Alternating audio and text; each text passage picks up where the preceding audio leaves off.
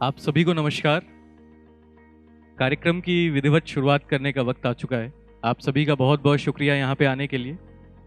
मेरा नाम प्रवीण झा है, राजकमल प्रकाशन में मैं काम करता हूँ और ये कार्यक्रम रखा गया है, आप सभी जैसा कि जानते हैं, अनामिका जी को साहित्य अकादमी पुरस्कार से नवाजा गया है और उस जश्न समझ लीजिए आप। और ये एक गेट टुगेदर की तरह लोगों से मिलने जुलने के लिए और आपसी बातचीत को बढ़ावा देने के लिए ये बात मुलाकात का आयोजन यहाँ पे किया गया है। राजकमल प्रकाशन समूह अनामिका जी को साहित्य अकादमी पुरस्कार मिलने के उपलक्ष्य में आयोजित इस कार्यक्रम में आपका स्वागत करता है। अनामिका जी को यह सम्मान उनके कविता संग्रह टोकरी में दिगंत थेरी गाथा 2014 के लिए दिया गया है।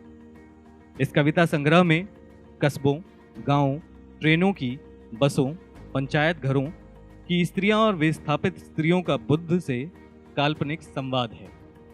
ये स्त्रियां बुद्ध से अपने जीवन का दुख कहती हैं। बुद्ध में उन स्त्रियों को अपने जीवन का आदर्श पुरुष दिखता है और बुद्ध उनसे सखा भाव में किस प्रकार बात करते हैं, इसका भी दिलचस्प चित्रण इस कविता संग्रह में पढ़ने को मिलता है। मैं अब राजकमल प्रकाशन समूह के प्रबंध निदेशक अशोक माहेश्वरी जी को यहाँ पे आमंत्रित करना चाहूँगा। अनामिका जी को इस महत्वपूर्ण अवसर पर बहुत बहुत बधाई और शुभकामनाएं। आप सभी का आभार कि आपने आज इस कठिन समय में भी यहाँ आने का समय निकाला और हमारे साथ इस अवसर को साझा कर रहे हैं। अपनी बात अनामिका जी की दो कविताओं के माध्यम से ही कहना चाहूँगा। पहली कविता आम्रपाली है। मुझे ऐसा लगता है कि ये कविता अनामिका जी के लेखन को, इस किताब को जिस पे ये पुरस्कार मिला है, टोकरी में दिगंत, ये आम्रपाली शीर्षक कविता इस संकलन की पहली कविता है। था आम्रपाली का घर मेरी ननिहाल के उत्तर, आज भी हर पूनों की रात खाली कटोरा लिए हाथ गुजरती है वैशाली के खंडरों से बौद्ध भिक्षुणी आम्रपाली। अगल बगल नहीं देखती, चलती है सीधी मानो खुद से बातें करती, शरद काल में जैसे कमंडल वमंडल बनाने की खातिर। पकने को छोड़ दी जाती है लतर में ही लौकी, पक रही है मेरी हर मांसपेशी, खदर बदर है मेरे भीतर का हाहाता हुआ सत। सूखती टटाती हुई हड्डियां मेरी मरे कबूतर जैसी इधर उधर फेंकी हुई मुझ में, सोचती हूँ क्या वो मैं ही थी, नगर बधू वज्जी संघ के बाहर के लोग भी जिसकी एक झलक को तरसते थे। ये मेरे सन से सफ़ेद बाल थे कभी भौरे के रंग के, कहते हैं लोग। नीलमणि थी मेरी आंखें बेले के फूलों सी झक सफ़ेद दंत पंक्ति। खंडहर का अर्धध्वस्त दरवाजा है अब जो, जीवन मेरा बदला बुद्ध मिले। बुद्ध को घर न्योत कर अपने रथ से जब लौट रही थी, कुछ तरुण लिच्छवी कुमारों के रथ से टकरा गया मेरे रथ का, धुर से धुर, चक्के से चक्का, जुए से जुआ। लिच्छवी कुमारों को ये अच्छा कैसे लगता, वे बोले चीख कर, जे आम्रपाली क्यों तरुण लिच्छवी कुमारों के धुर से धुर अपना टकराती है। आर्यपुत्रों, क्योंकि भिक्षु संघ के साथ भगवान बुद्ध ने भात के लिए मेरा निमंत्रण किया है स्वीकार। जय आम्रपाली, 100,000 ले और इस भात का निमंत्रण हमें दे। आर्यपुत्रों, यदि तुम पूरा वैशाली गणराज्य भी दोगे, मैं यह महान भात तुम्हें नहीं देने वाली। मेरा यह उत्तर सुन लिच्छवी कुमार चटकाने लगे उंगलियां। हाय, हम आम्रपाली से परास्त हुए, तो अब चलो बुद्ध को जीतें। कोटिग्राम पहुंचे कि बुद्ध की पद दक्षिणा उन्हें घर न्योता, पर बुद्ध ने मान मेरा ही रखा और कहा, रह जाएगी करुणा, रह जाएगी मैत्री, बाकी सब रह जाएगा। तो बहा काल नद में मेरा वैभव, राख की इच्छामती, राख की गंगा, राख की कृष्णा कावेरी, गरम राख की ढेरी, यह काया बहती रही सदियों इस तट से उस तट तक। टिमटिमाता रहा एक अंगारा, तिरता रहा राख की इस नदी पर, बना ठना, ठना बना, तैरा लगातार। तैरी सोने की तरी, झुर्रियों की पोटली में बीज थोड़े से सुरक्षित हैं, वो ही मैं डालती जाती हूँ अब इधर उधर। गिर जाते हैं थोड़े से बीज पत्थर पर, चिड़िया का चुग्गा बन जाते हैं वे, बाकी खिले हैं जाते हैं जिधर तिधर, चुटकी भर हरियाली बनकर। सुनती हूँ मैं गौर से आम्रपाली की बातें, सोचती हूँ कि कमंडल या लौकी का बीज कोश जो भी बने जीवन, जीवन तो जीवन है। तर्क और प्रमाण से परे जब जब धरती का माथा गर्म है, आज जब धरती का माथा गर्म है, जल स्रोतों की पट्टी पूरी नहीं पड़ती, निष्पत्र पेड़ हो गए हैं थर्मामीटर, आज आ रही है वो छोटी सी लड़की, ओ हेनरी की कहानी द लास्ट लीफ की। प्लास्टिक की एक पत्ती डोल रही है हवा में, अंतिम सांसें गिन रही आस की, देती दिलासा झूठी सच्ची। अगर कविता अच्छी लगी हो तो पढ़ने वाले के लिए नहीं, लिखने वाले के लिए तालियां बजा दीजिए। दूसरी कविता है जो मुझे इस संकलन में बहुत अच्छी लगी, स्त्री कवियों की जहालतें। कविता भी है तो स्त्री ही, कोई उसे सुनता नहीं, सुनता भी है तो समझता नहीं, सब उसके प्रेमी हैं और दोस्त कोई नहीं। कितनी अकेली है अपनी इस छूछी मासलता में वो, मासलता नन्हे कबूतर की, राजा शिवी तक जो आया था, बाज का खदेड़ा हुआ।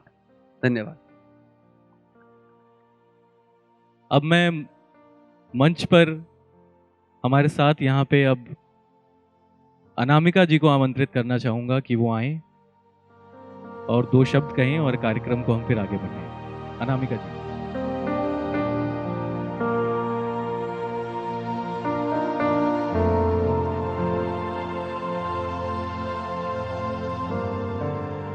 हमारे हिंदी अभी भी एक संयुक्त परिवार की तरह किसी किसी कोने में कहीं कहीं बैठकर अपने दुख सुख बतिया लेने का यत्न कर लेती है। अगर आपने कोई ढहा हुआ ढिमलाता हुआ बड़ा घर देखा होगा और उसके अलग अलग कोने में प्राणवान लोग देखे होंगे जिनके पास स्मृतियों का, ऐतिहासिक स्मृतियों का, जातीय स्मृतियों का, वैयक्तिक स्मृतियों का एक पूरा कोश है जो वो अगली पीढ़ी से साझा करना चाहते हैं। तो कभी किसी टूटी खटिया पर, किसी बोरसी के पास, कहीं कहीं जहाँ तहाँ यहाँ वहाँ आपको बतियाते बोलते लोग दिख ही जाएंगे। यही है हमारा हिंदी समाज और इसकी उदारता जो सबके सुख दुख में खड़ा हो जाता है। और कोई तू मैं थोड़ी थोड़ी होती भी है तो इतनी ज़्यादा नहीं होती कि कोई पराया लगने लगे। इतनी कठिन घड़ी में एक अदृश्य कोविड तो हम लोगों के परिदृश्य में स्वाधीनता के पहले से और बाद तक लगा ही रहा है, लेकिन उससे लड़ते हुए आप 10 काम छोड़कर जो यहाँ आए और सब कुछ हमारा साझा है, सपने भी, स्मृतियाँ भी, संकल्प भी, ये रेखांकित किया, इसके लिए मैं कृतज्ञ, क्या कहूँ, कृतज्ञता भी छोटा ही शब्द है, लेकिन अभिभूत हूँ। आप सब से यहाँ जो जो आए हैं सबका चेहरा मैंने गौर से देखा है और सबके साथ मेरी स्मृतियों की गठरी, हमारी जैसे थेरियों की पीठ पर गठरियाँ बंधी थीं, हमारी भी पीठ पर सबकी अलग अलग, सबके साथ जो मेरे अंतरंग संवाद हुए हैं उसकी गठरी है और स्मृतियों का बहुत गहरा ऋण है। और सुख और दुख में जो साथ खड़ा होता है उसकी स्मृतियों का ऋण सचमुच बहुत गहरा होता है। सुख और दुख का एलसीएम निकालिए तो सु और दु जो उपसर्ग हैं वो ही अलग हो जाते हैं, बाकी जो बचता है वो ख है। ख का मतलब आकाश, अनंत। कविता में पदार्थमयता का जो आयाम है या चेतना का जो आयाम है या अनंत का जो आयाम है, वो इसी अंतरिक्ष में चक्कर काट रहा है और एक अदृश्य पाठ है जो हम सब मिलकर रच रहे हैं। कबीर से शब्द उधार लेकर कहूँ तो, धरती सब कागद की ओ, लेखनी सब बनराई। हम एक ही कलम पकड़े बैठे हैं, हमारी धरती का कागज एक ही है। हम सब मिलकर जो पाठ तैयार कर रहे हैं वो बार बार रचा जाना है, हर कोने से रचा जाना है। पुराने ज़माने में जब याद आ रहा है मुझे कि जब हम काटते थे साड़ियाँ या मेज पोश, तो हर किनारे से कढ़ाई होती थी। कोई ये सिरा पकड़ के रोज स्टिच, कोई इधर से सैटिन स्टिच, कोई उधर से बुना। अपना अपना चूंकि बहुत बड़ा वो वितान होता था, तो सब अपने कोने कोने काटते रहते थे अपनी अनुभूतियों के आलोक में। यही है हमारा हिंदी का साहित्य। आप सबसे हमने बहुत सीखा है और मैं क्या बताऊं, ये जो हम साझा सपना, साझा संकल्प रच रहे हैं, उस पर किसी की नहीं भी नज़र पड़ती तो भी ये रहता ही, लेकिन किसी की नज़र पड़ी है और इस देखने में आप भी शामिल हैं, तो मैं इसके लिए हृदय से आभारी हूँ।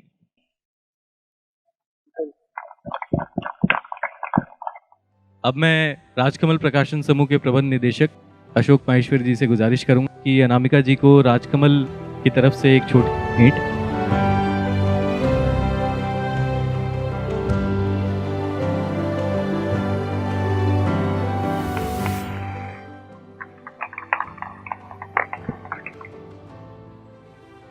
पीछे आप ये जो देख रहे हैं, लोग शायद हो सकता है भ्रम में हो कि राजकमल दो दो जगह क्यों लिखा हुआ है। तो राजकमल आपको इस तरफ दिख रहा है और ये राजकमल के पीछे इस शाम की सबसे खास चीज़ वो आप लोगों के लिए है। वो अब इसका अनावरण करने से पहले मैं यहाँ पे गुजारिश करूँगा अशोक वाजपेयी जी से और मृदुला गर्ग जी से कि वो हमारे साथ मंच को साझा करें।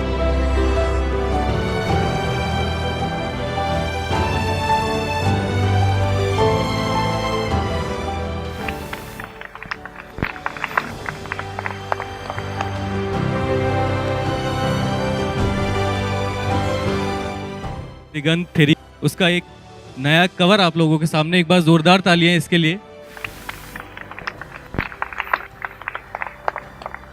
मृणाल पांडे जी और नासिरा जी भी अगर हमारे साथ मंच पे उपस्थित हो पाए।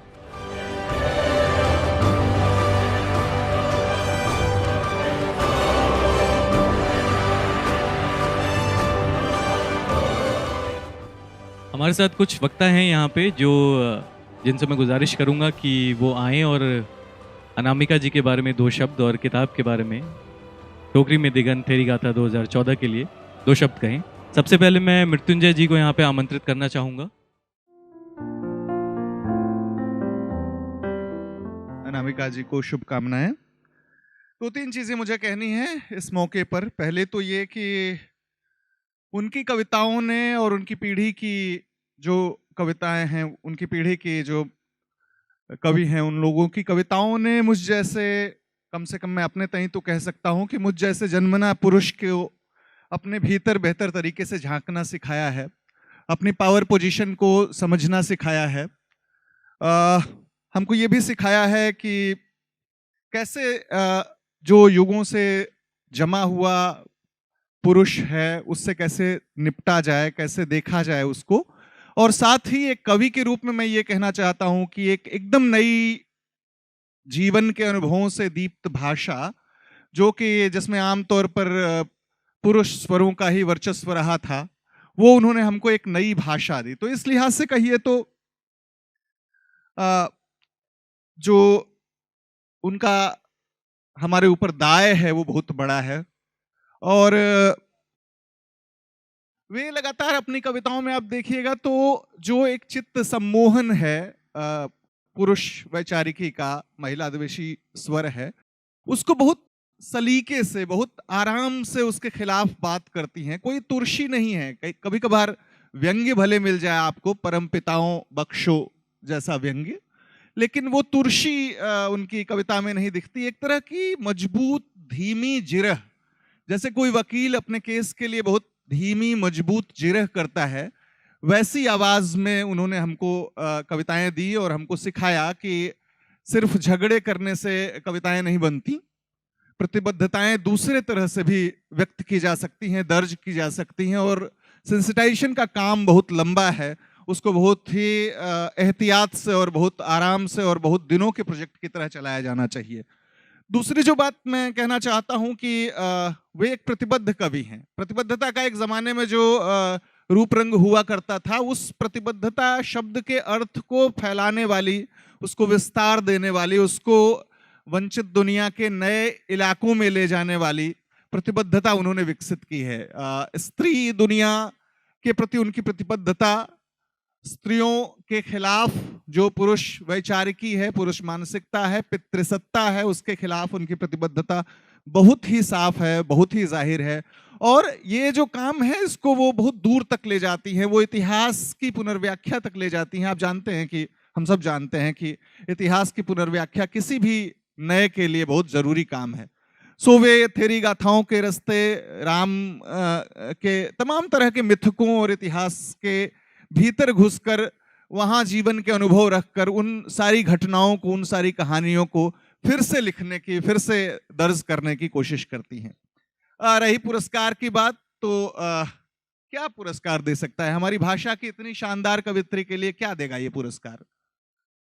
एक स्वीकृति है जो मिलती है, और उस स्वीकृति का अपनी प्रतिबद्धता के लिए कभी भी इस्तेमाल किया जा सकता है, जो वे करती रही हैं, करेंगी। बहुत बहुत शुक्रिया। बहुत बहुत शुक्रिया मृत्युंजय जी। अब मैं यहाँ पे सुमन केसरी जी को आमंत्रित करना चाहूंगा कि वो आएं और दो शब्द कहें। सबसे पहले तो मैं अनामिका जी को बहुत बहुत बधाई दूंगी, और उस बधाई में हम सब लोगों का भी हिस्सा है, यानी हम सब भी बधाई के पात्र हैं।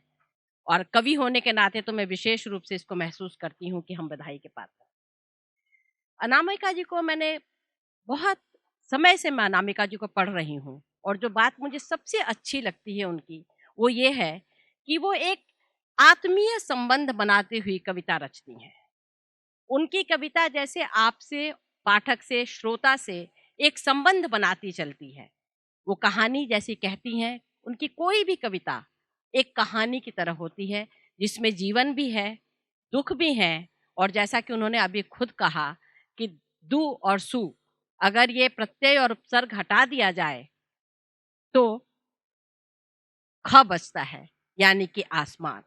तो बहुत ही विस्तृत है वितान उनके रचनाओं का, और उनकी कुछ कविताओं को मैं जरूर यहाँ पर कोट करके कहना चाहूंगी कि जब ये कविताएं पढ़ी तो दो तरह की बात हुई।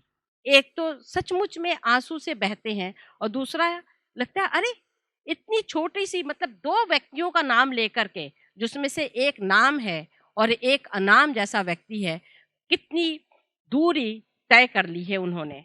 आप लोगों ने भी ये कविता पढ़ी है, उसकी कुछ एक पंक्तियां मैं पढ़ूंगी। नमक दुख है धरती का और स्वाद भी। क्या बात है, इसको कौन नहीं जानेगा स्वाद को। गांधी जी जानते थे नमक की कीमत, और अमरूदों वाली मुनिया भी। एक नाम, एक आंदोलन, हमारी स्वाधीनता संग्राम का एक महत्वपूर्ण पड़ाव, और मुनिया के अमरूद। जिन जिन दुकानों में नमक नहीं मिलता, जिन ठेलों पे नमक नहीं मिलता, वहां अमरूद खरीदने से लोग हिचकते हैं। और जब अमरूद में जब तक नमक ना डाला जाए तो कहा जाता है कि वो पचता ही नहीं। पचने के लिए जरूरी है, यानी कि जीवन में उसको रक्त मज्जा में खान भोजन को शामिल करने के लिए जरूरी है कि नमक हो। खून में नमक इसीलिए होता है। उनकी कविताएं जो हमारी रोजमर्रा आम जो जीवन है, जिसके बारे में हम सोचते भी नहीं है, कई दफे कई लोग नहीं सोचते, उस पर वो एक कविता लिखेंगी, प्रेम इंटरनेट पर। और बड़े गहरे दुख में, विकट दुख में, हंसा सकता है मुझको मेरे निकटतम क्षणों में अच्छे चुटकुले भेजकर। प्रेम इंटरनेट में सामने नहीं है वो व्यक्ति, उसको देखा नहीं, उसको छुआ नहीं, उसको स्पर्श नहीं किया, लेकिन वो इतना निकट है, इतना निकट हो गया है कि विकटतम क्षणों में वो हंसा देता है चुटकुले भेजकर। ले सकता है मॉक इंटरव्यू असली वाली अंतरिक्षा से पहले। डूबते मन को रहट के छपाके सा ऊपर खींच देता है। रहट के छपाके सा जब उनकी भाषा देखते हैं हम अनामिका की, तो उसमें इस तरह के शब्द और इस तरह की स्मृतियां जो अब जीवन से लगभग गायब होती जा रही हैं, पानी जिस तरह से अब दिया जा रहा है उसमें रहट, और उसका जो सौंदर्य है, उसका जो निनाद है, उसमें कलकल का स्वर है, वो सब सामने, कम से कम हमारी पीढ़ी तक तो वो सब सामने आ जाता है। और जब हमारी पीढ़ी के उसमें रहेगा तो अगली पीढ़ी तक वो पहुंचेगा। ये अनामिका की बहुत बड़ी खूबी है कि वो ऐसे शब्दों को बड़े आराम से, बहुत ही सहज ऐसे शब्दों का प्रयोग करती हैं। वो मुख्यतः स्त्रियों की तरफ से कविता रचती हैं, स्त्रियों के लिए नहीं, स्त्रियों की तरफ से रचती। वो सबको मनुष्य बनाने के लिए है, जैसा कि अभी अभी मृत्युंजय ने कहा। और इसी में आती है उनकी कविता नायिका भेद, जिसमें आज की औरत को नहीं शामिल किया जा सकता उस परंपरागत नायिका भेद में। हमारा अलग से ही बनाना होगा प्रभेद, फूट गए हैं घड़े सिकहर पर टंगे। सिकहर शब्द फिर से सुनिए, सिकहर पर टंगे 9 रसों के, घाल मेल हो गया है अब रसधारों का। तो अलग ही हम लोगों को अगर डिफाइन करना है, वैसे तो हम लोग सब डेफिनेशन के परे हैं, लेकिन फिर भी डिफाइन करना है तो नया ही कुछ डेफिनेशन ढूंढना पड़ेगा आज की स्त्री के लिए। और ये सब इसलिए लिख पाती हैं कि उनके पास टुइयां सा भरोसा है। कितना सुंदर शब्द है, टुइयां सा भरोसा। और इसीलिए अनामिका बेहद पुरजोर स्वर में कहती हैं, हमें कायदे से पढ़ो, एक एक अक्षर देखो तो ऐसे जैसे कि ठिठुरते हुए देखी जाती है बहुत दूर जलती आग। ठिठुरते हुए देखी जाती है, एक आशा है, बहुत दूर जलती आग। और स्त्री का पूरा उनका तरीका, उनका पूरा वो देखिए, कोई नहीं चाहती स्त्री की उसके पास आए, दूर से देखिए। सुनो हमें अनहद की तरह, सुनो हमें अनहद की तरह, और समझो ऐसे जैसे समझी जाती है नई नई सीखी भाषा। बहुत कायदे से, बहुत एक एक शब्द का ध्यान रखते हुए, एक एक अक्षर पर बोलते समय और सुनते समय भी कि क्या कहा गया, क्या बोला गया। क्योंकि स्त्रियां अपने अनबोले में, न बोलने में बहुत कुछ बोल जाती हैं। समाज को उसको सुनना है और उसी के बाद समाज सुंदर बनेगा। बहुत शुक्रिया अनामिका जी, बहुत शुक्रिया आप लोगों को। बहुत बहुत शुक्रिया सुमन केसरी जी। अब मैं यहाँ पे अपूर्वानंद जी को आमंत्रित करना चाहूँगा और गुजारिश करूँगा कि वो 2 शब्द कहें। मौका समीक्षा का नहीं है, आलोचना का नहीं है, मुबारक मौका है। और अनामिका की खुशी में हम सबकी खुशी है। अगर अनामिका को कोई इनाम मिलता है तो हम सब मान लेते हैं हमको ही मिला है।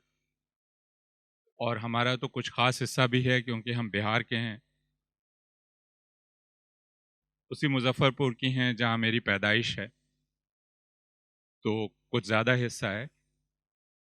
यह मौका इसलिए और भी मुबारक है कि कोविड का जिक्र अनामिका ने किया, लेकिन उससे भी ज़्यादा बड़ी संक्रामक बीमारी से यह देश ग्रस्त है और उसमें अपनापन, परस्परता, लगाव ये ऐसे मूल्य हैं जो धीरे धीरे ढह रहे हैं।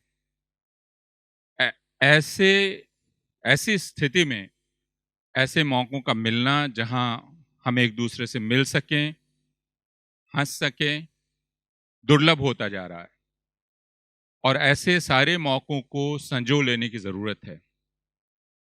तो मैं अनामिका का शुक्रिया इसलिए अदा करूंगा कि उनके बहाने हमें यह मौका मिला है, और राजकमल प्रकाशन को मुबारकबाद दूंगा और शुक्रिया कहूंगा कि उन्होंने यह मौका मुहैया कराया है हम सब लोगों को। एक बार फिर अनामिका को बहुत बहुत बधाई, मुबारकबाद, बहुत शुक्रिया।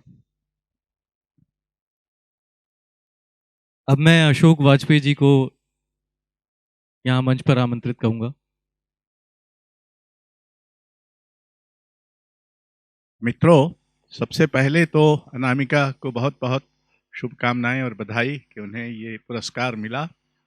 मैं थोड़ा बहुत संतोष इस बात से कर सकता हूं कि साहित्य अकादमी ने उनको जब पुरस्कार दिया है, उससे 10 बरस पहले हमने उनको रजा फाउंडेशन से पुरस्कार दिया था, तो हमको पता था कि वो कहाँ पहुंचने वाली हैं।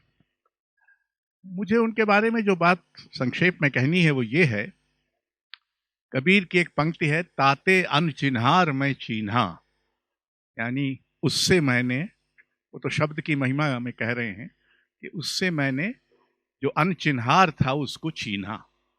तो अनामिका ने अपनी कविता में ऐसा बहुत सारा अनचिन्हार है, हमारे लिए अनचिन्हार है, उसको चीन्हा है। जो जिस कविता संग्रह पर उनको पुरस्कार मिला है उसमें थेरी गाथा को एक तरह से पुनर्जीवित किया है, उसके चरित्रों को। उनका एक उपन्यास मैं पढ़ रहा था अमीर खुसरो पर, आईना साज, ये क्या नाम है उसका, उसमें अमीर खुसरो, तो ये जो स्मृति का पुनर्वास है और एक ऐसे समय में जब हमसे लगातार भूलने की प्रेरणा दी जा रही है कि एक कल्पित अतीत हम पर लादा जा रहा है, इस बात का महत्व है कि कोई कवि स्मृति का पुनर्वास करे और उसका रेंज, उसका वितान बुद्ध से लेकर या थेरी गाथा से लेकर अमीर खुसरो तक का हो, तो ये बहुत एक तरह से आश्वस्तिकर बात है। कविता का काम याद दिलाना, याद रखना और याद करना है, और अनामिका की कविता ऐसा करती है। ऐसा बड़ा संतोष मुझे है। बहुत बहुत शुक्रिया सर। अब सबसे अंत में मैं मृदुला गर्ग जी को यहाँ पे आमंत्रित करना चाहूँगा और वो अनामिका जी के लिए 2 शब्द कहें। वैसे ये मौका माहौल तो बोलने का बिल्कुल नहीं है, कविता सुनने का, पढ़ने का है, खुश होने का है और अनामिका को बधाई देकर गले लगाने का है और ये महसूस करने का है कि कविता हमारे अंदर से भी अब फूटने ही वाली है। क्योंकि जो कथा है, जो आजकल का कथ्य है, कथानक है, वो इतना भयावह हो चुका है कि उससे भागने का एक ही तरीका है कि हम इजाद करें एक नई दुनिया, और वो दुनिया कविता के माध्यम से इजाद की जाती है। और इजाद करने का मतलब सिर्फ ये नहीं है कि पिछले को भूल कर इजाद करें, पिछले में से ही इजाद करें। पिछला जो है हमारा, उसी को दोबारा दोबारा इजाद करें। तो मुझे ये लगता है कि ये जो समय है, ये जब से ये कोविड आया है, तब से जो एक चीज़ नहीं मिली है हमें, वो एकांत है। हमें ज़बरदस्ती अकेला तो छोड़ा गया है घर के अंदर, मगर एकांत हमें नहीं मिला है, मानसिक और आत्मिक। क्योंकि चारों तरफ इतनी चीखो पुकार हम है, जो हमारा दिमाग और मन सुन रहा है, चाहे कान न सुन रहे हों। तो उस चीखो पुकार के बीच में हम भी अपनी आवाज़ मिलाकर कुछ कविताएं कहना चाहते हैं। असल में हुआ ये कि जब अनामिका का अवार्ड की घोषणा हुई, उस समय मैं उनका उपन्यास आईना साज पढ़ रही थी और उसका जो प्रथम 2 खंड में है, बल्कि कहना चाहिए कि एक ही जिल्द में 2 उपन्यास हैं। तो जो पहला उपन्यास है उसमें, आईना साज में, जो अमीर खुसरो के बारे में है, वो मुझे लगा पढ़कर कि सिर्फ एक कवि लिख सकता है इसको। और इतना ज़्यादा उसने मुझे अपने मोह पाश में बांधा कि मैं उससे पढ़ती ही चली गई। एक लम्हा भी मैंने छोड़ा नहीं जब तक वो पूरा नहीं हुआ। उसके तुरंत बाद ये घोषणा हुई कि उनको साहित्य अकेडमी अवार्ड मिला है। तो मुझे ये लगा कि मिला तो कविता के लिए है उन्हें, मगर दरअसल अनामिका गद्य और पद्य को इस तरह से मिलाकर जीवित करती हैं कि वो खुद इतिहास से सब कुछ ले लेती हैं और फिर उसको इतिहास में जो गद्य है उसे पद्य में बदलती हैं और इतिहास में जो पद्य है उसे गद्य में बदलती हैं। तो गद्य और पद्य को वो मिलाकर जैसी चलती हैं वो सचमुच बहुत अनुकरणीय है और बहुत कहीं हमें सुख देता है, दुख के समय में सुख देता है। आप दुख में दुखी नहीं होते। मैं कहती हूँ कि खुशी में हंसे तो क्या हंसे, गमज़दा हो तो हंसो। वही मैं अनामिका से भी कहती हूँ। खुश रहो अनामिका, मेरा आशीर्वाद।